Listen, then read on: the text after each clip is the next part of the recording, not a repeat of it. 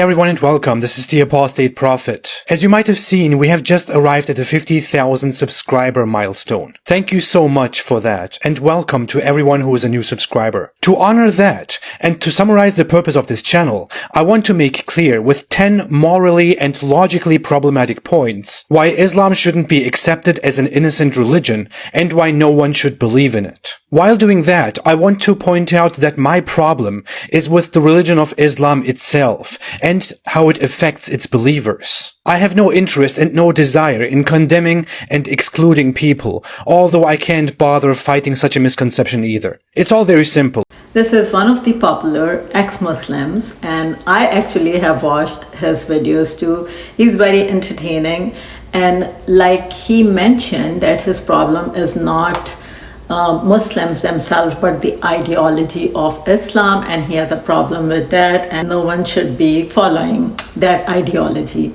And a lot of other ex-Muslims make the same claims that they don't have problem with Muslims, individual Muslims, they have problem with ideology of Islam. Me being a psychiatrist, I want to share psychology of ex-Muslims that I have observed. But to understand psychology of ex-Muslims, we have to understand psychology of Muslims, because ex-Muslims were Muslims at one point, and then what happened, why they became ex-Muslims, and now why their life purpose has become to hate Islam and to recruit people against Islam or to turn them away from Islam, why they feel so passionately against Islam. So I want to watch his video, and then while we are watching the clips, I want to explain some of the points that I want to share. Intolerance and supremacy.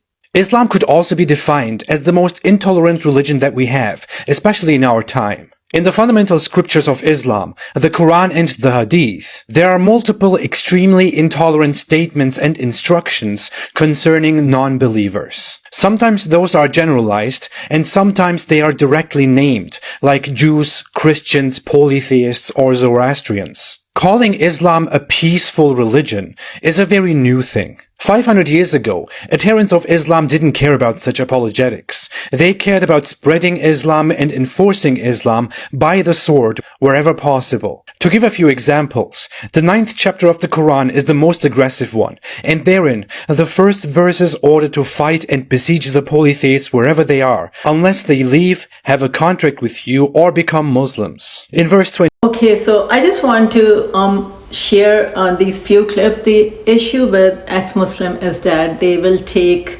things very out of context. They will pick one verse and will not share the context why that verse was delivered to Prophet Muhammad, and they are just going to take that point out of context and then make their whole story about that point that they have taken completely out of context. I want to share a picture how things can look completely differently when things are taken out of context.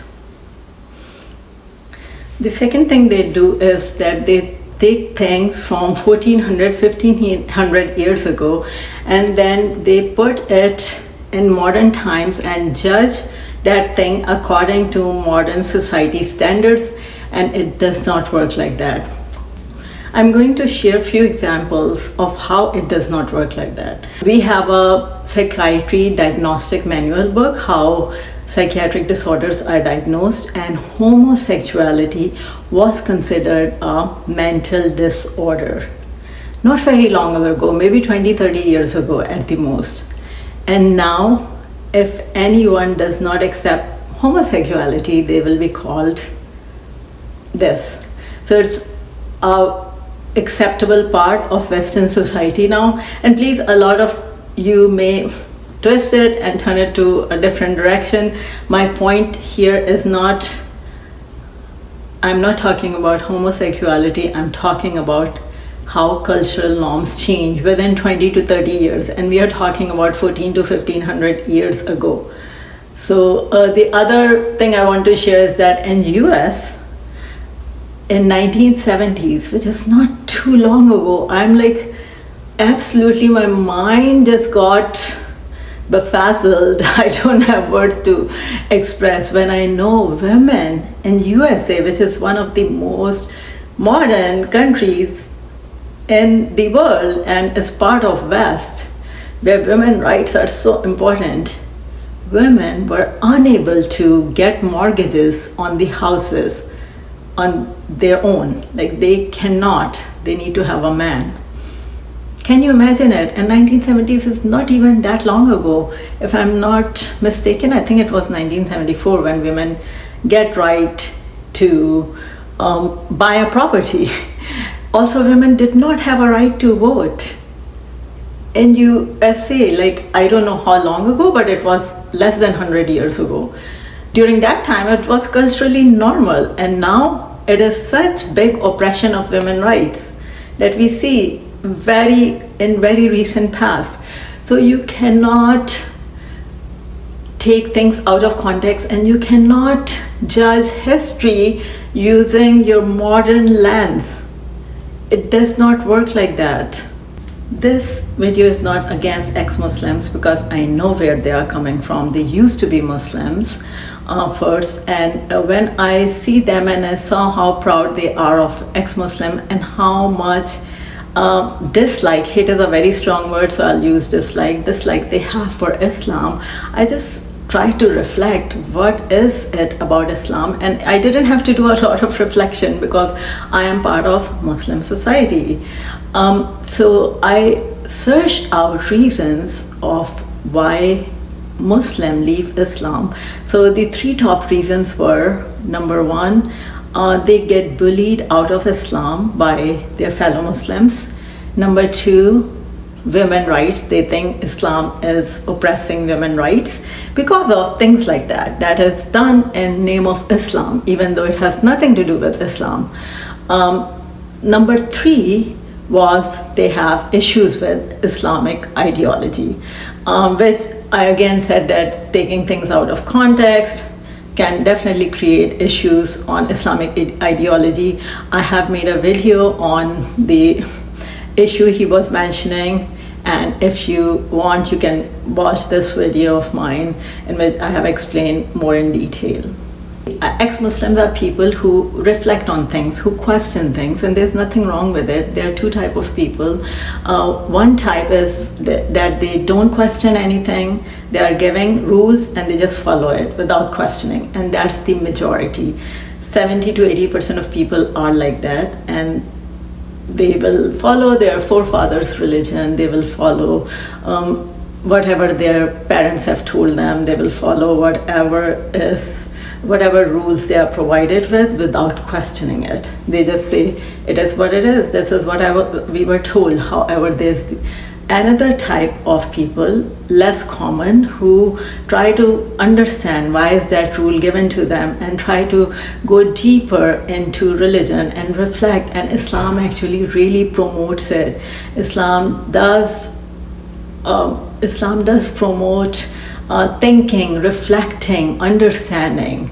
There's nothing wrong with questioning. If no one questioned their religion, we don't have reverts. Reverts are those who have questioned their religion and then have studied Islam and have reverted back to Islam. And that's why we see they are so strong in their faith, because they have studied other religions as well. Okay, so why ex-Muslim come to this point?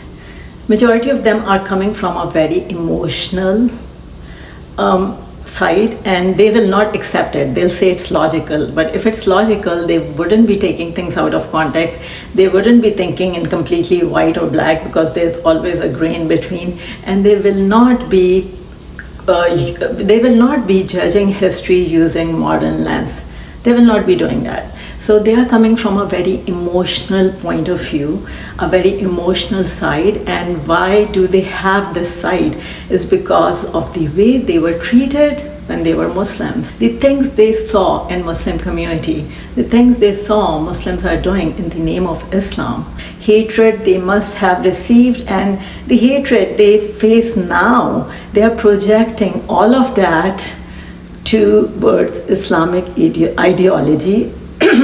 Because one thing about Muslims is it is good, but it creates some bad side effects. is that Muslims are extremely devoted to their religion. Their faith is their everything. They are very, very devoted to their religion. They love their religion. And when you love something that much and other person is saying very bad things about that thing, it will hurt you. So unconsciously, ex-Muslims are projecting what they have received from Muslim community back to Islam. Again, this is my humble opinion, and please feel free to comment in the comment section what you think. This video is too long, so I cannot share psychology of Muslims that may be responsible for creating a lot of ex-Muslims.